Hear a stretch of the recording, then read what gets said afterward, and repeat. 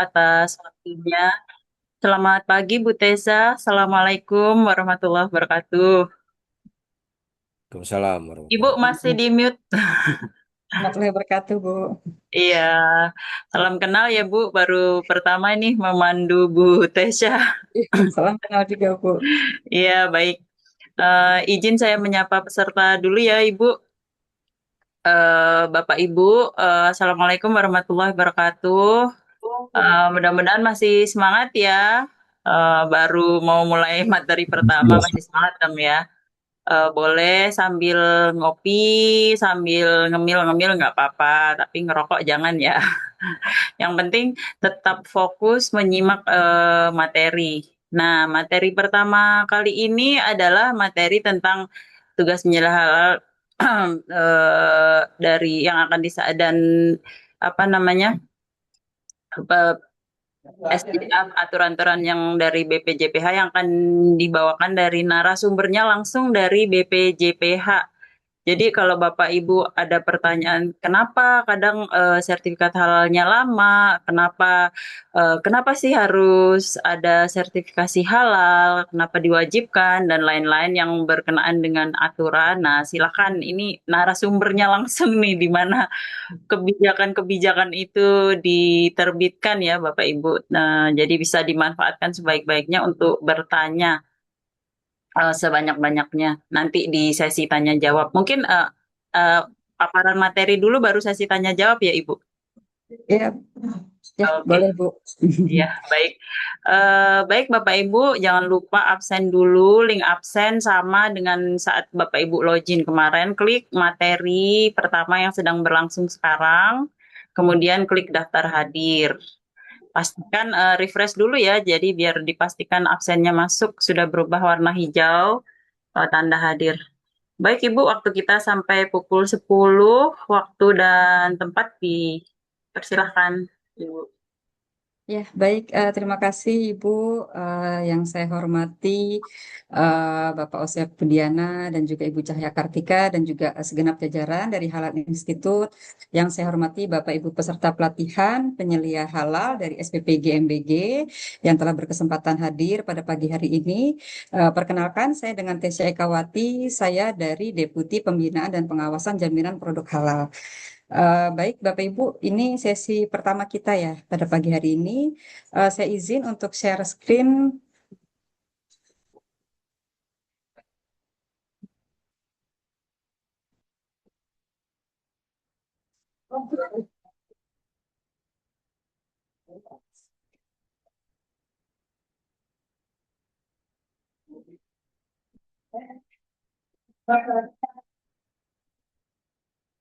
Baik, apakah sudah terlihat Bapak Ibu?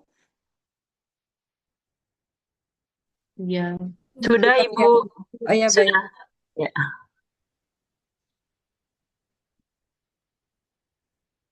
Sebentar.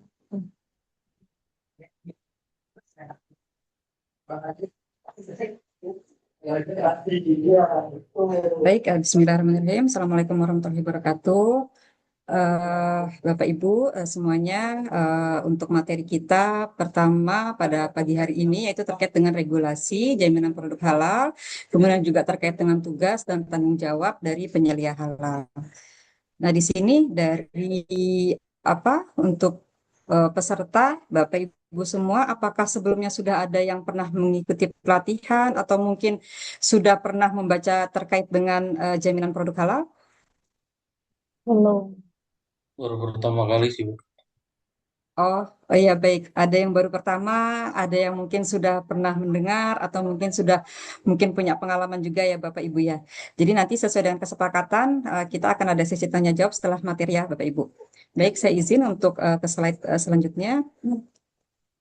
Nah, di sini sebagai dasar hukum dari penyelenggaraan jaminan produk halal, kami ada Undang-Undang Nomor 33 Tahun 2014 tentang jaminan produk halal. Nah, undang-undang ini dalam perjalanannya memang sangat panjang ya Bapak Ibu, di mana ketika pada saat itu dalam penyusunannya juga sudah cukup lama dan ketika di tahun 2004 itu ingin disahkan ternyata mengalami pengunduran sampai 2009, kemudian juga di akhir era kepemimpinan Bapak Presiden SBY saat itu di 2014 pada akhirnya Undang-Undang JPH ini disahkan oleh beliau.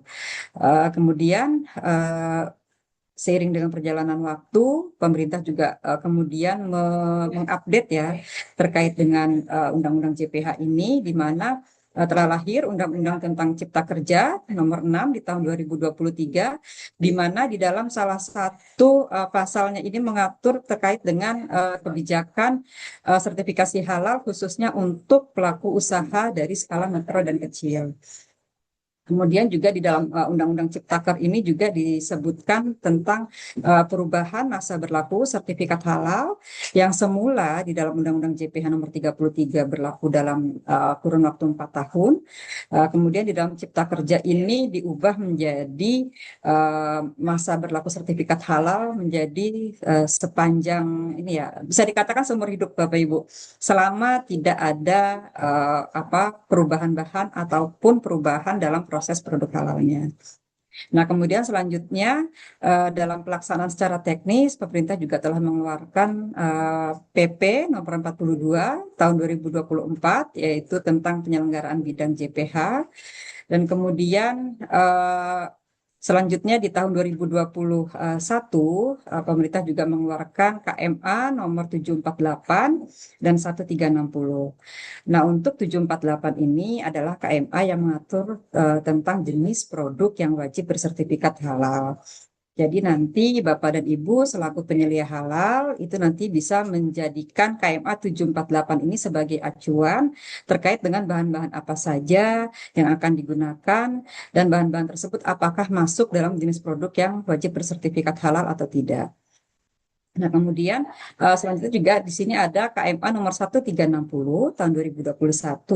Di sini mengatur terkait dengan bahan yang dikecualikan dari kewajiban bersertifikasi halal. Nah, ini juga dua KMA ini 748 dan 1360 ini bisa menjadi pegangan Bapak dan Ibu nanti dalam menyusun matriks bahan ya di dalam bahan-bahan apa saja yang digunakan dalam proses produksinya. Nah, kemudian dalam perjalanannya juga karena memang perubahan terkait dengan jenis produk ini sangat dinamis, kami juga mengeluarkan KMA nomor 948 tahun 2024 ini terkait dengan perubahan KMA 748. Nah, apa saja yang berubah dari KMA 748 ini?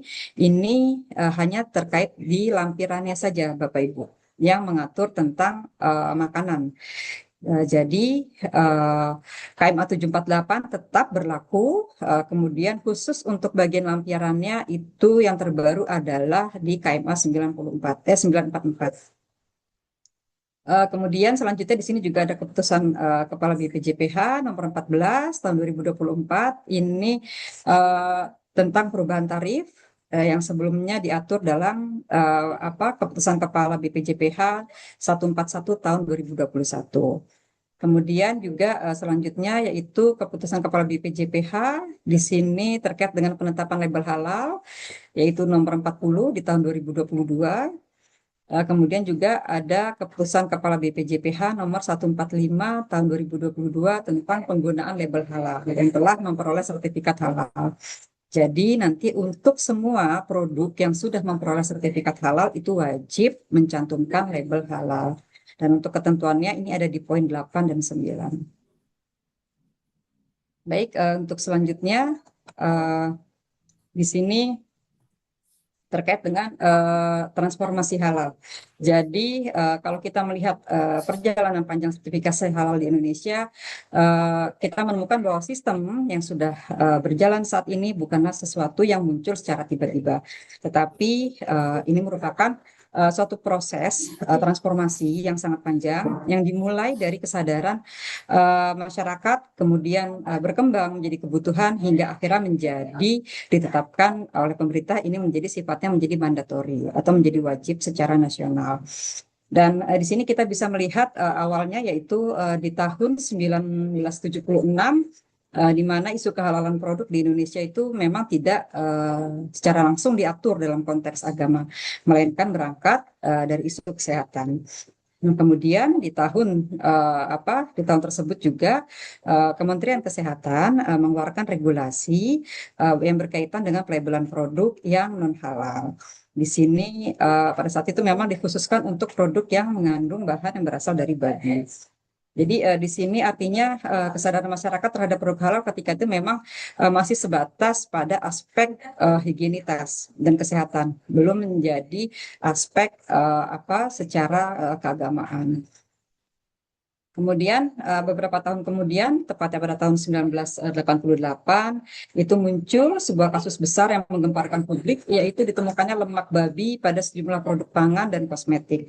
Dan kasus ini menjadi titik balik penting di mana keresahan masyarakat Muslim yang ingin memastikan apa yang dikonsumsinya itu benar-benar halal.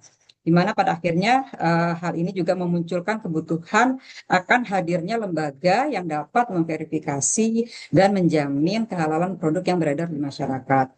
Dan sebagai respon terhadap keresahan masyarakat tersebut, maka pada tahun 1989 maka berdirilah LPPOM MUI, di mana lembaga ini menjadi pelopor sertifikasi halal di Indonesia.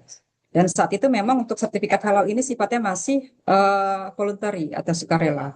Artinya di sini produsen memang hanya yang berkeinginan saja yang ingin mengurus sertifikat halal, belum ada kewajiban dari pemerintah. Nah, kehadiran LPPOM MUI ini menjadi fondasi yang sangat kuat karena sejak saat itu mulai terbentuk kesadaran publik bahwa label halal bukan sekedar simbol tapi bagian dari tanggung jawab moral dan juga secara keagamaan. Dan selanjutnya di tahun 2014 ini pemerintah merasa bahwa dalam menjamin kenyamanan dan juga keamanan terutama untuk masyarakat Muslim gitu dalam mengkonsumsi produk, maka pemerintah merasa perlu hadir untuk bisa memberikan jaminan tersebut. Oleh karena itu, pemerintah mengeluarkan Undang-Undang Nomor 33 di tahun 2014 terkait dengan jaminan produk halal. Kemudian dari undang-undang ini pemerintah memang belum bisa langsung menerapkan halal itu wajib karena dalam undang-undang ini memang belum diatur secara teknis seperti apa nanti pelaksanaannya. Oleh karena itu dalam kurun waktu kurang lebih ini 3 tahun ya, dari 2014 ke 2017 itu pemerintah juga secara intens itu menyusun regulasi secara teknis yang mengatur bagaimana untuk pelaksanaan JPH tersebut. Oleh karena itu BPJPH berdiri dan saat itu masih di bawah Kementerian Agama. Dan kemudian di tahun 2021 kami mulai menerapkan adanya tahapan kewajiban sertifikasi halal. Dan untuk penahapan kewajiban ini itu berlaku dari mulai 2021 hingga 2039. Dan dalam perjalanannya kemudian di tahun 2024 BPJPH bereformasi, di mana kami yang sebelumnya di bawah Kementerian Agama saat ini sudah menjadi lembaga pemerintah non-kementerian yang langsung berada di bawah Presiden. Oke, Bapak Ibu sekalian, di sini kita tidak bisa bicara tentang halal tanpa memahami konteks besarnya, yaitu pasar Muslim dunia, di mana saat ini ada lebih dari 2 miliar penduduk Muslim di dunia dan lebih dari 60% diantaranya itu terkonsentrasi di 10 negara besar termasuk Indonesia, Pakistan, India, Bangladesh, Nigeria, Mesir, Turki, dan juga Iran. Jadi di sini berdasarkan data World Population Review dan Dinar Standar, bahwa di mana belanja konsumen Muslim global untuk produk halal itu mencapai sekitar 2,29 triliun dolar Amerika Serikat. Nah, angka ini adalah angka yang sangat fantastis ya Bapak Ibu ya. Jadi ini menunjukkan angka ini merupakan potensi ekonomi raksasa, di mana sektor halal kini tidak hanya mencakup makanan dan minuman, tapi juga meliputi farmasi, kosmetik, pariwisata, fashion, bahkan di sini juga ada keuangan syariah. Dan khusus bagi Indonesia, di mana mayoritas masyarakatnya adalah Muslim, potensi ini sangatlah besar dan Indonesia memiliki peluang menjadi pusat industri halal global. Namun, tentu potensi ini tidak bisa diwujudkan tanpa adanya sistem sertifikasi halal yang kuat. Dan disinilah peran BPJPH itu menjadi sangat strategis. Jadi di sini peran dan Bapak Ibu juga sangatlah penting di mana penyelih halal merupakan ujung tombak yang memastikan bagaimana proses produk PPH ya, proses produk halal itu dapat berjalan sesuai dengan ketentuan yang telah ditetapkan oleh BPJPH. Nah, di sini mungkin ada pertanyaan bagi Bapak dan Ibu ya, gitu dan juga bagi masyarakat gitu. Apa sih gitu manfaat dari sertifikat halal gitu. Nah, di sini karena Bapak dan Ibu bekerja pada salah satu unit usaha gitu. Artinya di sini kami mengkategorikannya sebagai pelaku usaha ya Bapak Ibu ya. Jadi di sini ada 9 manfaat dan nilai tambah sertifikasi halal itu bagi pelaku usaha. Secara garis besar di sini yang pertama dalam pertumbuhan bisnis dan juga akses pasar. Kemudian adanya peningkatan kepercayaan konsumen dan juga kualitas produk, dan di sini juga sebagai bentuk kepatuhan regulasi dan juga sebagai jaringan yang strategis. Di sini dalam pertumbuhan bisnis dan akses pasar, di mana produk-produk yang sudah bersertifikat halal itu memungkinkan produk tersebut untuk menembus pasar yang lebih luas, baik itu di tingkat lokal maupun internasional yang memiliki standar halal yang ketat. Jadi memang setelah berlakunya mandatori halal nanti, itu memang Indonesia itu sangat terbuka terhadap produk-produk asing nanti yang sudah ber-SH juga, bersertifikat halal juga masuk ke Indonesia. Nah ini artinya produk luar itu bisa masuk ke Indonesia, tentunya juga dengan standar kehalalan yang sudah ditetapkan oleh Indonesia. Dan di sini juga produk-produk Bapak dan Ibu juga nantinya dapat dipasarkan keluar Indonesia juga. Kemudian di sini juga produk yang ber-SH itu dapat meningkatkan omset dan juga margin usaha, di mana kepercayaan pasar yang lebih tinggi itu berkontribusi langsung pada peningkatan volume penjualan dan potensi keuntungan perusahaan. Dan di sini juga produk yang sudah ber-SH itu meningkatkan daya saing produk. Kemudian selanjutnya di sini untuk produk yang sudah ber-SH itu meningkatkan kepercayaan konsumen, di mana konsumen itu akan merasa dalam mengkonsumsi itu, oh produk ini sudah ber-SH, sehingga produk ini aman untuk dikonsumsi. Dan saya yakin produk ini aman karena apa? Karena sudah ada label halalnya. Tuh, sehingga masyarakat merasa aman dan merasa diberikan kepastian bahwa produk yang dikonsumsi telah memenuhi standar syariah dan juga secara kualitas. Nah, kemudian juga di sini produk yang sudah ber-SH itu menjamin keamanan dan kesehatan produk, karena dalam prosesnya tidak hanya ditinjau secara syariah, tetapi juga di sini ada ketentuan yang mengatur terkait dengan keamanan produknya. Kemudian selanjutnya juga meningkatkan citra dan kredibilitas perusahaan, di mana memang produsen yang memang produk-produknya sudah ber-SH itu akan memiliki kredibilitas yang lebih baik di mata masyarakat. Kemudian di sini juga sertifikat halal itu sebagai bentuk dari kepatuhan pelaku usaha untuk memenuhi kewajiban regulasi dari pemerintah. Kemudian juga di sini dapat mempermudah kerjasama. Kerjasama ini juga bisa dilakukan dengan para stakeholder.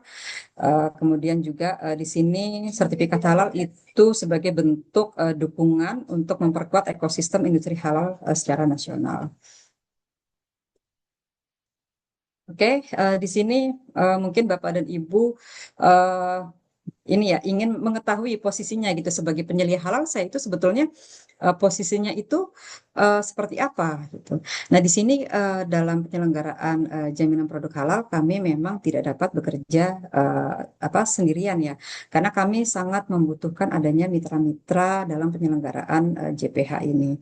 Nah, di sini kita bisa melihat bahwa BPJPH di sini merupakan pemerintah yang mengatur terkait dengan jaminan produk halal, dan di sini kami dibantu oleh UPT atau Unit Pelayanan Teknis Balai dan juga Loka, dan UPT Balai dan Loka ini adanya di tingkat provinsi yang berada di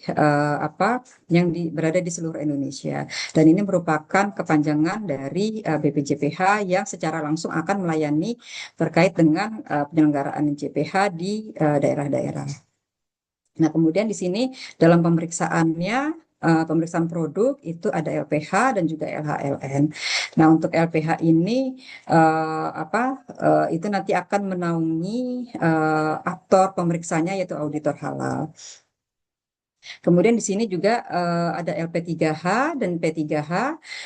Untuk LP3H ini adalah lembaga yang melakukan pemeriksaan kehalalan produk itu khusus untuk skema self declare.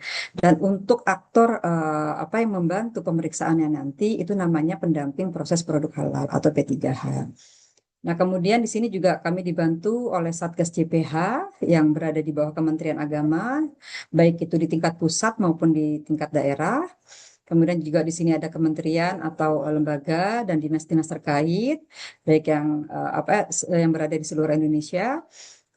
Di sini juga ada auditor halal yang merupakan aktor pemeriksa pada LPH. Dan di sini juga ada lembaga pelatihan yang khusus menyelenggarakan pelatihan SDM-SDM halal seperti Bapak dan Ibu sekalian, yaitu penyelih halal, kemudian juga yang melatih auditor halal, yang melatih juru sembelih halal, yang melatih sumber daya manusia yang terkait dengan syariat agama. Nah, di sini juga ada Komite Fatwa dan Komisi Fatwa MUI yang bertugas dalam melakukan penetapan mengeluarkan ketetapan halal. Jadi nanti hasil dari pemeriksaan auditor halal itu akan dibawa ke sidang komite atau sidang komisi, dan di sini akan ditetapkan apakah hasil pemeriksaan tersebut telah memenuhi standar kehalalan atau tidak. Nah, di sini Bapak dan Ibu nantinya dalam pemeriksaan itu akan jadi nanti yang melakukan pemeriksaan adalah LPH. LPH ini nanti yang akan menurunkan auditor halal ke tempat Bapak dan Ibu untuk melakukan pemeriksaan untuk mengecek bagaimana proses produk halal yang berlangsung di SPPG tempat Bapak dan Ibu bekerja. Nah, ini untuk selanjutnya apa saja menjadi asas dan tujuan penyelenggaraan JPH dan juga yang menjadi kewenangan BPJPH. Untuk asasnya di sini yaitu ada perlindungan, kemudian keadilan, kepastian hukum, akuntabilitas dan transparansi, kemudian juga ada efektivitas dan efisiensi, dan juga kami bekerja secara profesionalitas. Kemudian untuk sebagai tujuannya di sini bahwa pemerintah BPJPH di sini yang mewakili pemerintah itu dalam melaksanakan tugasnya itu dan memberikan dalam menjalankan tugasnya itu bertujuan untuk memberikan kenyamanan, keamanan, keselamatan, dan kepastian ketersediaan produk halal bagi masyarakat. Sehingga masyarakat nanti merasa aman, nyaman dalam mengonsumsi dan juga menggunakan produk-produk yang beredar di masyarakat. Kemudian yang kedua yaitu untuk meningkatkan nilai tambah bagi para pelaku usaha untuk memproduksi dan juga menjual produknya.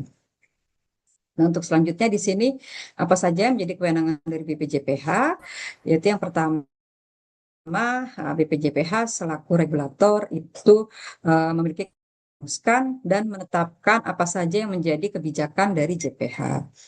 Kemudian selanjutnya BPJPH juga menetapkan apa saja menjadi NSPK atau norma, standar, prosedur, dan juga apa saja menjadi kriteria dari pelaksanaan jaminan produk halal.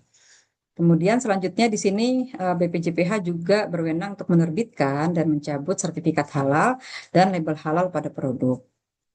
Selanjutnya di sini juga khusus untuk produk-produk luar negeri yang akan masuk ke Indonesia, maka produk tersebut itu wajib sebelum dipasarkan di Indonesia itu wajib dilakukan registrasi terlebih dahulu.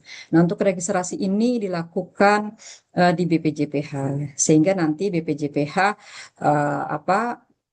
memberikan kepastian bahwa produk-produk luar negeri yang beredar itu telah memenuhi standar kehalalan sesuai dengan standar BPJPH. Kemudian selanjutnya yaitu kewenangan kami adalah dalam melakukan sosialisasi, edukasi, dan juga publikasi produk halal. Nah, untuk poin 5 ini adalah tugas yang memang tidak mudah ya Bapak Ibu ya, di mana sampai dengan hari ini Bahkan dalam waktu dekat kami ada namanya gerakan WHO yaitu Wajib Halal Oktober. Gerakan ini sudah berjalan selama 3 tahun berturut-turut, di mana dalam gerakan WHO ini merupakan salah satu upaya kami untuk dapat memberikan sosialisasi dan juga edukasi dan publikasi terkait dengan kewajiban untuk produk-produk yang halal.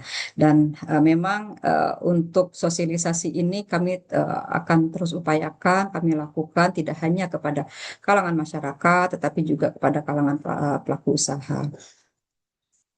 Kemudian poin selanjutnya yaitu BPJPH berwenang untuk mengakreditasi LPH. Jadi lembaga-lembaga pemeriksa halal yang ada di Indonesia itu harus melalui proses asesmen atau penilaian sampai pada akhirnya nanti memperoleh status sudah terakreditasi. Artinya LPH tersebut dalam melaksanakan tugas pemeriksaannya nanti sudah dilakukan penilaian dan ditetapkan sudah sesuai dengan ketentuan. Kemudian selanjutnya yaitu berwenang untuk melakukan registrasi auditor halal. Jadi auditor halal ini merupakan SDM dari LPH yang melakukan pemeriksaan, dan tentunya ini juga sebagai salah satu ujung tombak personil yang terjun langsung di lapangan yang akan melakukan pemeriksaan, dan dalam menjalankan tugasnya auditor halal ini juga nantinya sudah kami pastikan memenuhi ketentuan dan persyaratan sesuai dengan standar BPJPH. Kemudian selanjutnya BPJPH itu berwenang melakukan pengawasan terhadap JPH.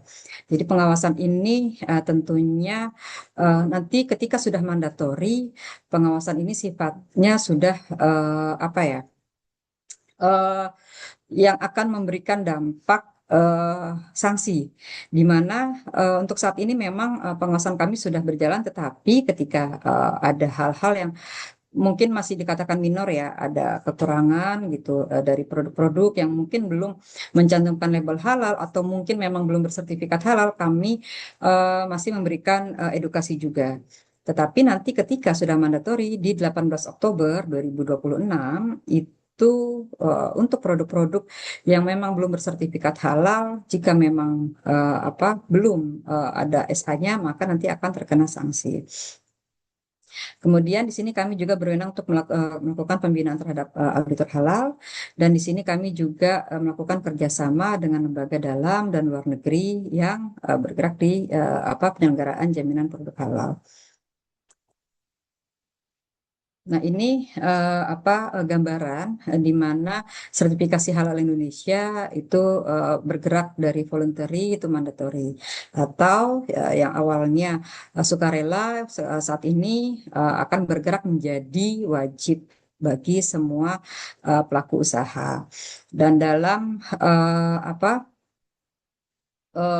pelaksanaan teknisnya itu nanti diatur oleh PP 42 tahun 2024. Dan di sini kita melihat bahwa di dalam Undang-Undang 33 tahun 2014 di dalam pasal 4 itu tercantum bahwa produk yang masuk, beredar, dan diperdagangkan di wilayah Indonesia itu wajib bersertifikat halal. Dan di sini apa saja yang dimaksud dengan produk? Produk yaitu adalah barang dan jasa. Dan di sini barang itu meliputi makanan, minuman, obat, kosmetik, produk kimiawi, biologi, rekayasa genetik, dan barang gunaan. Kemudian apa saja yang termasuk dalam kategori jasa, yaitu di sini ada penyembelihan, pengolahan, penyimpanan, pengemasan, pendistribusian, penjualan, dan juga penyajian. Nah, ini adalah terkait dengan penahapan. Jadi terkait kewajiban sertifikasi halal ini memang tidak berlangsung dalam satu waktu, tetapi pemerintah di sini memberikan kebijakan secara bertahap, di mana untuk kewajiban yang pertama kali terkena terkait dengan wajib sertifikasi halal ini, yaitu untuk produk makanan, minuman, jasa dan hasil penyembelihan, kemudian untuk bahan baku, tambahan pangan, dan penolong untuk produk makanan dan minuman. Nah, ini awalnya di 2024 ini berlaku untuk semua pelaku usaha untuk kategori tersebut, makanan, minuman, jasa penyembelihan, dan juga bahan-bahan tambahan yang digunakan. Namun melihat eh, belum siapnya pelaku usaha mikro dan kecil, untuk skala mikro dan kecil ini jumlahnya jauh lebih banyak daripada skala menengah dan besar. Oleh karena itu, karena pemerintah melihat untuk skala mikro dan kecil saat itu di 2024 mereka belum siap. Oleh karena itu, kami lebih lebih masif lagi untuk melakukan sosialisasi dan edukasi sehingga pemerintah memberikan relaksasi khusus untuk skala mikro dan kecil itu penahapan kewajibannya akan berlaku di 2026. Artinya ini diberikan pelonggaran waktu selama 2 tahun. Dan sehingga di 2026 ini, tepatnya nanti di 18 Oktober, itu semua produk makanan, minuman, jasa hasil penyembelihan, bahan baku, tambahan pangan, dan penolong, itu baik skala mikro dan kecil, skala menengah besar, semuanya sudah wajib bersertifikat halal. Dan kemudian di 2026 ini juga untuk produk obat tradisional dan suplemen, kosmetik, kimiawi, rekayasa genetik, dan juga barang gunaan, itu juga wajib bersertifikat halal. Nah, kemudian di tahun 2029 penahapannya itu berlaku untuk obat bebas dan obat bebas terbatas dan juga alat kesehatan kategori B. Dan di 2039 di sini ada obat keras yang dikecualikan psikotropika dan juga alat kesehatan. Nah, di sini jika kita melihat di kotak yang berwarna hijau, yang garis putus-putus, ini ternyata terkait dengan relaksasi kelonggaran hingga 2026 itu juga berlaku untuk produk luar negeri. Mengapa? Di sini bukan karena pemerintah anak emaskan produk luar negeri ya, bukan.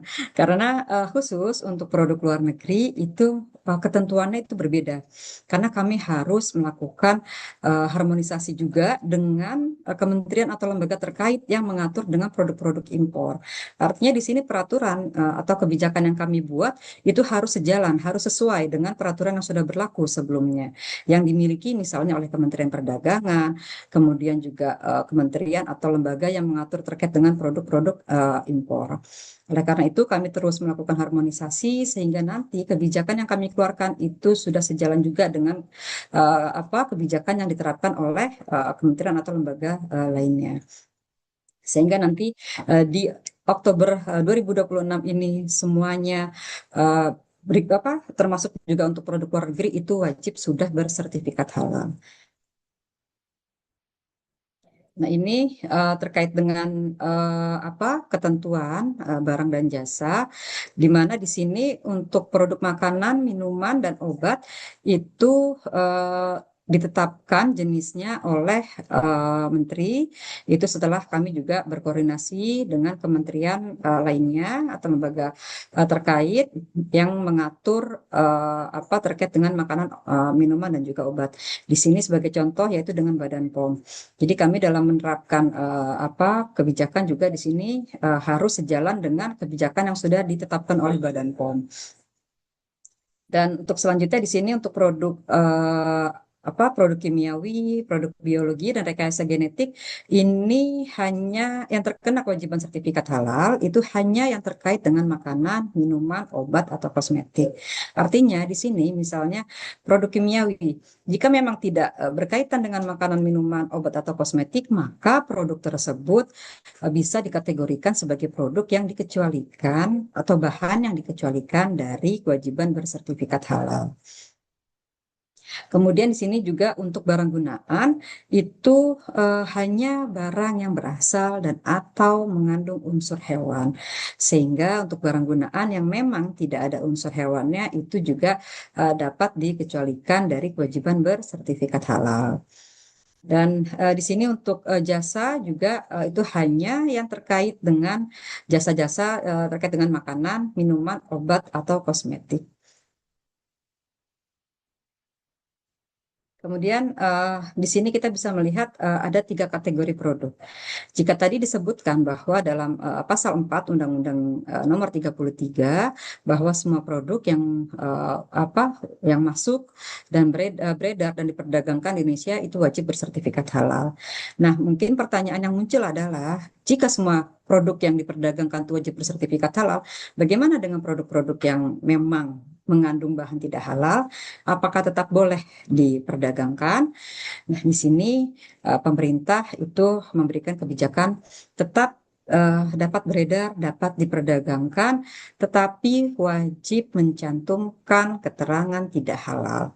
Artinya, di sini masyarakat dapat mengetahui bahwa produk tersebut memang mengandung bahan yang tidak halal, sehingga dapat terhindar dari, terutama seorang Muslim ya, sehingga mereka dapat menghindari produk-produk tersebut. Jadi di sini untuk 3 kategori produk, di sini ada produk yang wajib halal, di mana yang wajib halal ini nantinya itu wajib berlabel halal. Kemudian untuk kategori kedua yaitu produk yang tidak wajib halal, ini nanti apa saja itu diatur di KMA 1360. Jadi Bapak dan Ibu nanti bisa melihat daftarnya apa saja yang tidak wajib halal. Di sini eh, contohnya adalah telur sayuran. Dan memang untuk yang tidak wajib halal ini itu yang berasal dari alam yang belum mengalami proses pengolahan. Jadi dia masih fresh. Seperti telur, telur yang belum mengalami pengolahan, masih telur memang yang dari ayam kemudian dijual, itu belum diberi bumbu, belum dimasak, itu tidak wajib bersertifikat halal. Begitu juga dengan sayuran, begitu juga dengan buah-buahan, ataupun bahan-bahan kimia yang murni berasal dari alam dan belum mengalami pengolahan, itu masuk dalam kategori produk yang tidak wajib halal. Nah, untuk yang kategori ketiga tadi yang sudah disebutkan, yaitu produk yang memang mengandung bahan tidak halal, di sini wajib mencantumkan keterangan bahwa produk tersebut tidak halal. Nah, untuk bentuk keterangannya, untuk saat ini kami memang masih menyusun regulasinya, nanti akan diberikan ketentuan secara baku seperti apa keterangannya. Tetapi untuk saat ini memang yang beredar itu masih versi dari masing-masing pelaku usaha. Tetapi tetap harus memenuhi ketentuan bahwa itu keterangan tersebut itu mudah terbaca. Kemudian juga jelas ya keterangannya seperti ini ada tulisan mengandung babi dan di sebelahnya itu ada yang menjelaskan hewan tersebut. Seperti itu. Nah, kemudian juga ini untuk minuman-minuman yang mengandung alkohol itu juga diberikan contoh keterangan tidak halalnya seperti ini. Nah, kemudian ini adalah beberapa ketentuan terkait dengan pencantuman label halal. Jadi, untuk produk yang sudah mendapatkan sertifikat halal itu wajib dicantumkan label halalnya. Dan untuk label halal ini dicantumkan pada kemasan produk dan label ini itu harus mudah dilihat, dibaca, tidak mudah dihapus ataupun dilepas. Jadi mungkin ada yang masih menggunakan kemasan lama. Misalnya, oh produk saya sudah bersertifikat nih, tapi stok kemasan saya masih banyak. Di mana kemasan ini adalah kemasan yang saya buat sebelum saya mengajukan sertifikat halal. Apakah saya dapat menggunakan kemasan ini? Gitu. Tetap bisa digunakan. Kami memberikan kelonggaran ini juga sampai nanti Oktober 2026 untuk menghabiskan kemasan lama yang memang mungkin belum ada label halalnya. Dan salah satu cara pelaku usaha untuk tetap bisa mencantumkan label halal dengan kemasan lama, biasanya mereka menggunakan stiker. Nah, stiker ini itu tentunya juga haruslah stiker yang tidak mudah dilepas, sehingga ini tetap melekat pada produk dan dapat memberikan kepastian dan informasi kepada masyarakat bahwa produk tersebut memang sudah bersertifikat halal. Kemudian di sini juga ada pengecualian untuk produk-produk dari pencantuman label halal, yaitu produk apa saja. Di sini yang pertama produk yang kemasannya terlalu kecil, sehingga tidak memungkinkan untuk dicantumkan label halal pada kemasannya. Ini contohnya apa? Contohnya kemasan permen. Permen itu kan kecil sekali gitu. Sehingga untuk memuat label halal yang ada nomor ID-nya itu bisa dikatakan hampir tidak mungkin terbaca angkanya. Dan ini juga artinya hampir tidak jelas ya, tidak mudah dibaca. Nah, ini untuk produk-produk yang kemasannya terlalu kecil, bagaimana pencantumannya? Maka pencantuman label halal dapat dilakukan pada kemasan yang lebih besar. Kami katakan sebagai kemasan kedua ya, sekundernya. Misalnya permen, permen itu kan selain kemasan yang kecil-kecil yang single gitu, itu kan ada kemasan yang lebih besarnya, yang mungkin kapasitasnya mungkin isi 50 atau mungkin isi 20, ya, seperti itu. Jadi nanti untuk label halalnya bisa dicantumkan pada kemasan sekundernya yang lebih besar. Kemudian pengecualian yang kedua di sini yaitu untuk produk yang dijual dan dikemas secara langsung di hadapan pembeli dalam jumlah kecil. Nah, ini untuk produk-produk memang yang apa dikemas ataupun disajikan langsung di hadapan pembeli. Ini memang apa tidak memungkinkan ya untuk dicantumkan label halal gitu. Tetapi untuk label halal nanti bisa dipasang di area penjualannya. Kemudian ini juga berlaku pengecualian untuk produk yang dijual dalam bentuk curah. Jadi untuk produk-produk mungkin seperti mungkin apa warung-warung yang ada di sekitar rumah kita itu mereka biasanya kan membeli misalnya tepung terigu atau membeli gula itu kan dalam mungkin dalam kemasan karung-karungan ya yang lebih besar. Kemudian mereka menjual secara eceran kepada masyarakat misalnya dalam satuan setengah kilo ataupun dalam satuan 1 kilo seperti itu. Nah untuk yang dijual bentuk curah seperti ini memang untuk pencantuman label halalnya itu biasanya adanya di kemasan karungnya di kemasan yang aslinya. Sehingga kalau kita sebagai konsumen ingin memastikan gitu, ini gula ini apakah sudah berlabel halal gitu. Maka di sini penjual bisa menunjukkan, iya ini sudah saya mengemasnya, mengemas ulang dari kemasan yang lebih besar. Ini karungnya dan di sini ada label halalnya. Sehingga di sini masyarakat bisa merasa yakin bahwa memang produk yang dibeli sudah bersertifikat halal. Kemudian pengecualian selanjutnya itu berlaku untuk produk yang dijual secara terbatas. Dan dijual terbatas ini yaitu produk yang dijual untuk keperluan khusus, misalnya untuk makanan, keperluan kesehatan pada penyakit tertentu, dan ini dibuat berdasarkan resep dokter.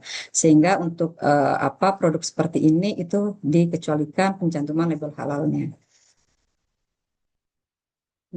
Ini adalah ketentuan untuk bentuk dari label halal, di mana apa label ini adalah rangkaian logo Halal Indonesia yang disertai dengan nomor sertifikat halal di bawahnya. Dan untuk penulisan nomor sertifikat halal ini itu letaknya ada di bawah logo type Halal Indonesia. Jadi yang pertama di sini kita bisa melihat apa logo type dari Halal Indonesia yang seperti bentuk apa wayang atau gunungan. Kemudian di bawahnya itu ada tulisan Halal Indonesia dan tepat di bawahnya itu ada nomor ID dari sertifikat halal. Sehingga masyarakat nanti bisa langsung mengecek apakah benar gitu. Nomor ID ini adalah nomor untuk produk tersebut. Dan untuk bentuk label halal ini itu ada dua. Di sini itu label halal utama bentuk portrait dan label halal sekunder yaitu bentuknya landscape. Dan terkait untuk pencantuman label halal ini itu ada di keputusan Kepala BPJPH tahun nomor 40 dan juga 145 tahun 2022. Nah, ini apa terkait dengan sertifikat halal produk luar negeri di mana sertifikat halal produk luar negeri ini adalah sertifikat yang dikeluarkan oleh lembaga halal negara setempat. Jadi untuk pelaku usaha yang berada di luar negeri yang ingin memasukkan produknya ke Indonesia, maka wajib sudah bersertifikat halal. Dan ketentuan untuk sertifikat halal ini haruslah sesuai dengan standar yang sudah ditetapkan oleh BPJPH. Karena kami tidak ingin produk-produk luar yang masuk ke Indonesia itu tidak sesuai dengan standar Indonesia. Oleh karena itu, pelaku usaha di luar negeri dapat mengajukannya ke lembaga halal di negaranya dengan ketentuan lembaga halal luar negeri tersebut itu sudah melakukan kerjasama saling pengakuan atau MRA (Mutual Recognition Agreement) dengan BPJPH, sehingga eh, kami memastikan untuk lembaga halal luar negeri yang mengeluarkan sertifikat tersebut itu telah memenuhi standar yang sudah kami tetapkan. Dan untuk produk-produk luar negeri dengan label halal luar negeri yang belum melakukan kerjasama dengan BPJPH, itu tentunya produk tersebut belum dapat masuk ke Indonesia karena kami belum memastikan apakah standar yang digunakan, standar kehalalan yang digunakan di negara setempat apakah sesuai dengan standar BPJPH. Dan terkait dengan sertifikat halal luar negeri ini juga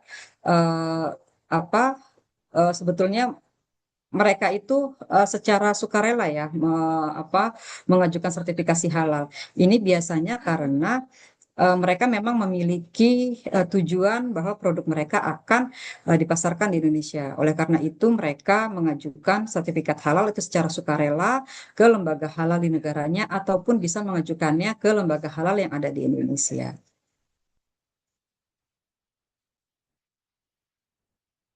Nah, ini kemudian hal selanjutnya yang mengatur terkait dengan SHLN, di mana di sini untuk produk yang akan masuk itu wajib diregistrasi dulu sebelum diedarkan di Indonesia.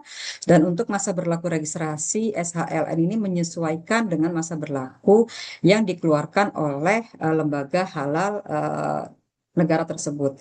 Jadi misalnya lembaga halal dari misalnya Singapura, sertifikat halalnya misalnya hanya berlaku selama 2 tahun. Maka ketika masuk ke Indonesia, nah itu juga akan melekat masa berlakunya. Dan itu hanya dapat beredar di Indonesia selama 2 tahun juga, seperti itu. Dan untuk registrasi SHLN ini wajib diperpanjang itu dalam jangka waktu mulai 60 hari sebelum masa berlaku berakhir. Jadi nanti Bapak dan Ibu penyelia ketika memeriksa bahan-bahan yang akan digunakan dalam SPPG, misalnya ada bahan-bahan yang merupakan produk impor yang diproduksi di luar negeri, maka Bapak dan Ibu nanti dapat mengecek sertifikat halalnya. Apakah yang mengeluarkan sertifikat halal tersebut, lembaga halal tersebut sudah melakukan kerjasama dengan BPJPH atau belum? Atau nanti jika memang sudah ada nomor registrasinya, maka Bapak dan Ibu bisa mengeceknya langsung di website BPJPH. Jadi nanti bisa dicek pertama dari nama lembaga yang mengeluarkan sertifikat halal. Kedua, dapat dilakukan pengecekan dari nomor registrasinya. Seperti itu Bapak Ibu. Nah, selanjutnya kita akan bergerak terkait dengan update regulasi. Jadi di sini yang pertama terkait ini dalam Undang-Undang Cipta Kerja itu ada perubahan dari Undang-Undang JPH nomor 33, di mana yang pertama mengatur terkait dengan penetapan kehalalan. Bahwa di mana sebelum adanya Undang-Undang Cipta Kerja ini, penetapan kehalalan dilakukan oleh MUI melalui sidang fatwa halal. Oleh MUI di sini yang dimaksud adalah hanya dilakukan oleh MUI pusat. Kemudian karena jika hanya dilakukan oleh MUI pusat saja, ini tentunya akan menjadi antrian yang sangat panjang dalam proses penetapan kehalalannya.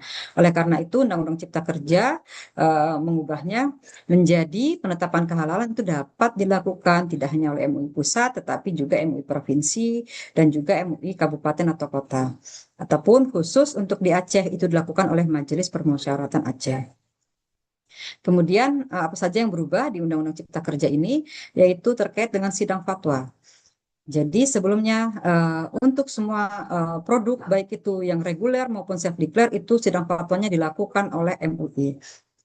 Nah ini saat ini diatur oleh Undang-Undang Cipta Kerja itu bahwa khusus untuk produk reguler untuk sidang fatwanya dilakukan oleh Komisi Fatwa. Tetapi jika dalam 3 hari kerja sejak diajukan dan diterima laporannya, tetapi belum dilakukan sidang fatwa, maka nanti by sistem akan dialihkan ke Komite Fatwa Produk Halal. Nah, ini untuk sidang fatwa ini, baik yang dilakukan oleh Komisi Fatwa ataupun oleh Komite Fatwa, itu nanti hasilnya akan sama. Artinya akan sama-sama diakui oleh pemerintah.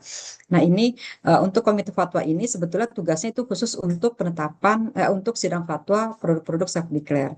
Tetapi eh, karena jika nanti sidang fatwa ini oleh Komisi Fatwa dalam melebihi 3 hari tidak lakukan sidang, ini merupakan upaya pemerintah untuk memberikan layanan yang lebih cepat lagi, sehingga nanti by system akan otomatis akan dialihkan ke Komite Fatwa. Seperti itu. Nah, terkait dengan Komite Fatwa ini adalah apa? Komite Fatwa dibentuk dan bertanggung jawab itu kepada menteri, dan ini unsurnya itu terdiri dari ulama dan juga akademisi. Nah, komite ini oleh Undang-Undang Cipta Kerja saat itu di 2023 ditetapkan itu harus sudah dibentuk paling lambat 1 tahun setelah diundangkan. Artinya di 2024 Komite Fatwa ini memang sudah terbentuk dan sudah berjalan sampai dengan hari ini.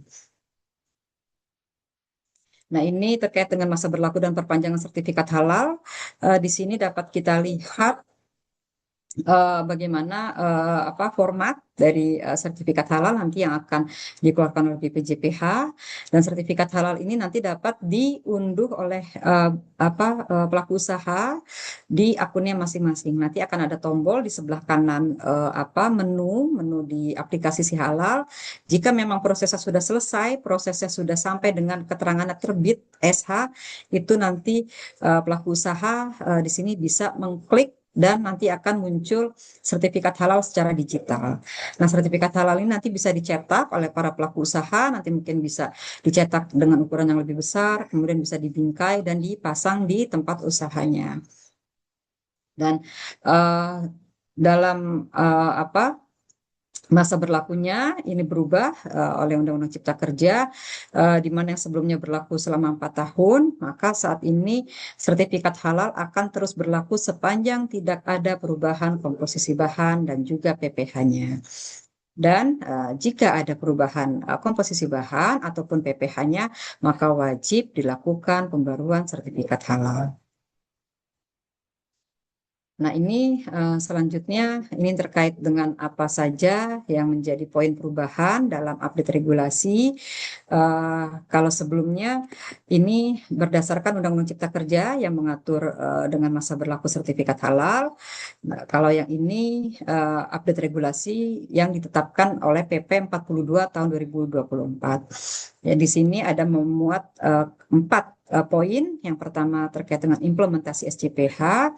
Jadi, karena saat ini masa berlaku sertifikat halal memang tidak ada batasnya, jadi ini merupakan tugas, sebetulnya tugas yang sangat berat juga ya untuk untuk tim kami, tim pengawasan, bagaimana BPJPH dapat memastikan produk yang beredar itu tetap konsisten dalam menerapkan kebijakan halalnya.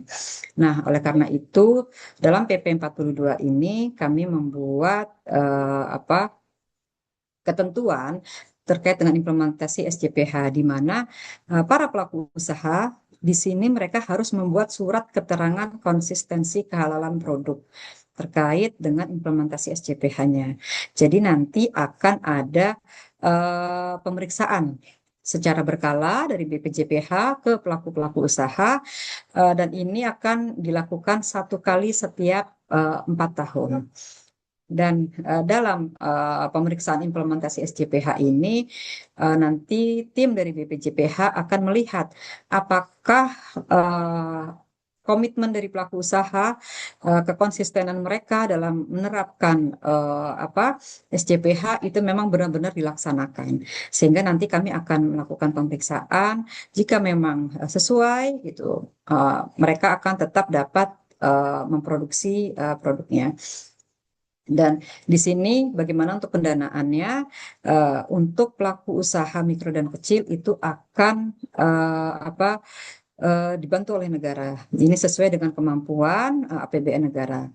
Kemudian khusus untuk pelaku usaha menengah, besar, dan juga luar negeri, maka pemeriksaan implementasi SCPH ini akan dibiayai oleh pelaku usaha tersebut.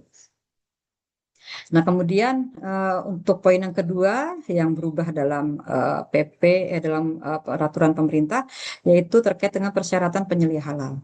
Jadi sebelumnya untuk penyelia halal ini kami memang belum mewajibkan untuk mengikuti atau memiliki sertifikat pelatihan.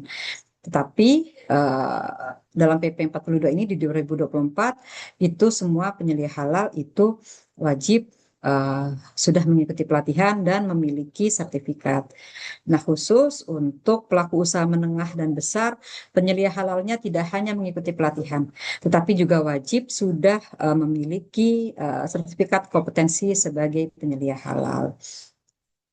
Nah, untuk penyelia halal ini memang dikecualikan pelatihannya, sertifikat pelatihannya memang dikecualikan untuk pelaku-pelaku usaha yang dapat dikatakan diajukan secara self declare.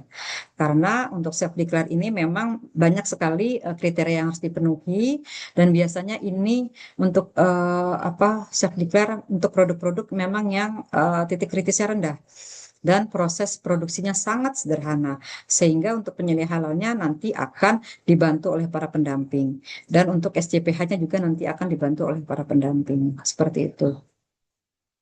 Nah, kemudian ketentuan yang berikutnya yaitu terkait pembaruan SH, di mana tadi yang sudah disebutkan yang awalnya berlaku selama 4 tahun, saat ini sudah tidak ada batasan masa berlakunya selama memang tidak ada perubahan bahan dan juga PPh-nya. Tapi jika ada perubahan atau penambahan ataupun pengurangan dan juga perubahan PPh-nya, maka wajib mengajukan pembaruan sertifikat halal. Dan terkait dengan jika nanti ada perubahan bahan, kemudian diajukan kembali sertifikat halalnya, nanti sertifikat halal yang terbit kembali itu tetap menggunakan sertifikat halal, nomor ID-nya tetap menggunakan nomor ID yang pertama dikeluarkan. Seperti itu. Jadi untuk pembaruan SH ini tidak mengubah nomor sertifikat halal. Kemudian selanjutnya yaitu terkait dengan penahapan kewajiban SH. Jadi yang sudah disebutkan tadi, yang awalnya semua produk makanan, minuman, jasa dan hasil sembelihan, dan juga bahan tambahan penolong, tadinya awalnya itu berlaku untuk semua skala usaha, baik mikro, kecil, menengah, maupun besar. Namun karena melihat belum siapnya pelaku usaha mikro dan kecil, maka untuk penahapan ini khusus untuk mikro kecil dan juga produk luar negeri itu mandatorinya semula di 2024 itu diberikan pelonggaran atau relaksasi hingga di 2026. Nah, selanjutnya ini kita melihat skema sertifikasi halal dari dua bagan ini, alur ini kita bisa melihat apa sih bedanya skema sertifikasi halal yang diajukan secara self declare ataupun reguler. Mungkin Bapak dan Ibu bertanya-tanya dari tadi self declare itu apa sih gitu. Nah, self declare ini adalah sertifikat halal yang dilakukan berdasarkan pernyataan halal pelaku usaha. Jadi karena produknya itu tidak banyak, kemudian prosesnya sangat sederhana gitu. Ini bisa self declare kan artinya kan pernyataan ya, menyatakan produk saya halal. Tapi tentu saja pernyataan tersebut harus tetap dibuktikan dengan adanya sertifikat halal. Oleh karena itu dua skema ini mengatur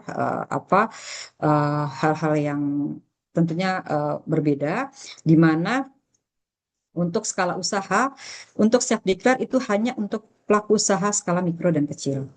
Tetapi untuk yang reguler berlaku untuk semua skala usaha, baik itu mikro sampai dengan skala yang besar. Nah, kemudian untuk jenis produknya, untuk self declare itu hanya berlaku untuk kategori barang saja. Dan saat ini yang dapat diajukan jenis produknya itu hanyalah untuk makanan dan minuman saja. Kemudian untuk yang reguler itu mencakup seluruh kriteria seluruh kategori barang dan juga jasa. Nah, kemudian siapa yang menjadi aktor pemeriksa di lapangan? Nah, untuk self declare itu dilakukan oleh namanya P3H atau pendamping proses produk halal. Nah, P3H ini itu bekerja di bawah naungan dari LP3H. Nah, kemudian untuk skema reguler, ini aktor pemeriksaannya adalah auditor halal. Nah, auditor halal ini berada di bawah naungan dari LPH. Nah, jadi untuk pendamping dan auditor halal ini adalah dua personil yang sangat berbeda. Nah, di sini pendamping hanya untuk produk yang low risk, sedangkan untuk auditor halal ini dapat mengecek produk dengan proses produk halal mulai dari yang low risk hingga yang high risk. Oleh karena itu, persyaratan untuk auditor halal ini memang sangat ketat. Seperti itu, Bapak Ibu. Karena memang nanti di lapangan itu akan menemukan banyak sekali produk-produk dengan titik kritis yang sangat beragam. Nah, kemudian siapa saja, kemudian apa saja, siapa yang dapat melakukan penetapan fatwa? Nah, ini untuk self declare itu dilakukan oleh komite fatwa. Tetapi kalau untuk produk reguler itu dapat dilakukan baik itu oleh komisi fatwa maupun oleh komite fatwa produk halal. Nah, kemudian untuk durasinya di sini juga dapat terlihat ini memang eh, self declare ini jauh lebih cepat daripada reguler. Mengapa? Karena memang untuk pemeriksaan yang reguler tadi sudah dikatakan titik kritisnya itu biasanya banyak. Jumlah produknya juga biasanya jauh lebih banyak. Oleh karena itu akan memakan waktu pemeriksaan yang lebih banyak juga. Nah, ini terkait dengan jenis dokumen apa saja yang harus dilakukan dalam pengurusan sertifikat halal. Di sini yang pertama adalah surat permohonan. Di sini nanti Bapak dan Ibu itu dapat mengunduhnya di web BPJPH. Nah, kemudian dalam pengajuan itu juga nanti akan ada formulir yang dapat diunduh juga. Kemudian kalau di sini contohnya jasa penyembelihan ya, tetapi nanti dalam web kami itu untuk semua kategori barang dan jasa semua ada formulirnya. Kemudian di sini poin yang ketiga yang harus dipenuhi yaitu NIB, nomor induk berusaha. Nah, ini nanti NIB yang dilampirkan itu NIB yang berbasis resiko. Kemudian di sini juga ada dokumen penyelidik halal dengan kelengkapan di sini ada SK ataupun surat penetapan penyelidik halal yang dibuat oleh pimpinan dari usaha. Kemudian di sini juga wajib melampirkan salinan KTP karena dari KTP ini nanti dapat dipastikan bahwa memang penyelidik halal tersebut adalah seorang muslim. Kemudian di sini juga dicantumkan daftar riwayat hidup dan juga sertifikat pelatihannya. Kemudian di sini juga nanti harus dilengkapi dengan nama produknya apa saja, ada berapa macam, kemudian matriks bahan yang digunakan apa saja, dan juga daftar nama bahannya apa saja. Kemudian selanjutnya di sini juga harus melampirkan bagaimana proses produksi halal yang diterapkan. Nah, untuk PPH ini nanti dapat dibuat dalam bentuk flowchart ataupun secara deskripsi atau naratif. Nah, kemudian selanjutnya yang harus dipenuhi yaitu adanya manual SCPH. Dan untuk SCPH ini nanti ada template-nya juga dan ini dapat diunduh di web BPJPH. Nah, untuk yang sebelah kanan ini merupakan alur dari sertifikasi halal reguler. Jadi nanti ini memang kecil ya Bapak Ibu ya, kalau di sini terlihatnya ya di slide ya. Tapi nanti untuk yang lebih jelasnya lagi, Bapak dan Ibu dapat mengakses web BPJPH. Jadi di sini nanti ada sekitar 10 tahapan bagaimana alurnya. Jadi yang pertama itu pelaku usaha itu membuat akun. Jadi biasanya ini nanti yang akan melakukan adalah dari si penyelia halalnya ya, yang akan membantu ya, ataupun dari adminnya. Tetapi khusus untuk dokumen yang terkait dengan PPH-nya nanti dan juga SCPH-nya itu nanti yang akan membuat adalah dari penyelia halal. Jadi di sini pertama itu nanti akan membuat akun, kemudian melengkapi dokumen sesuai dengan yang diminta oleh akun kami. Jadi nanti situ akan ada menu-menu akun apa, file apa saja yang harus diupload di situ. Dan setelah semuanya terpenuhi, nanti BPJPH akan melakukan verifikasi.